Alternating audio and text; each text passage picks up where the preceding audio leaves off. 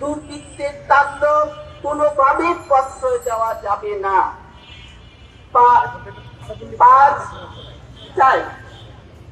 এই ধরনের বর্বরতাকে রুখতে রাষ্ট্রকে বিচারিক সংস্কৃতি বন্ধ করতে হবে। 5 আমরা চাই নিরপেক্ষ তদন্ত, স্বচ্ছ বিচার প্রক্রিয়া। 6 প্রতিটি মা বোন ও শিশুর নিরাপদ জীবন নিশ্চিত করতে প্রশাসনকে দ্রুত ও কার্যকর পদক্ষেপ নিতে হবে। 7 গ্রেপ্তারকৃত অপরাধীদের দ্রুত বিচার ট্রাইব্যুনালে সর্বোচ্চ শাস্তি নিশ্চিত করতে হবে। 8 যে প্রভাবশালী চক্র অপরাধীদের রক্ষা করার চেষ্টা করেছেন তাদের বিরুদ্ধে অবিলম্বে ব্যবস্থা নিতে হবে।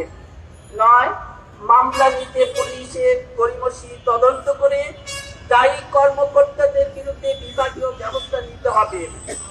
10 শিশু নিরাপত্তা ও ধর্ষণ নির্যাতন প্রতিরোধে রাষ্ট্রকে কার্যকর, কঠোর ও দীর্ঘমেয়াদী নীতি গ্রহণ করতে হবে। আসুন মানবতা ও ন্যায় পক্ষে ঐক্যবদ্ধ হয়ে আমরা অন্যায়ের বিরুদ্ধে সোচ্চার হই। সবাইকে ধন্যবাদ জানিয়ে শেষ করছি।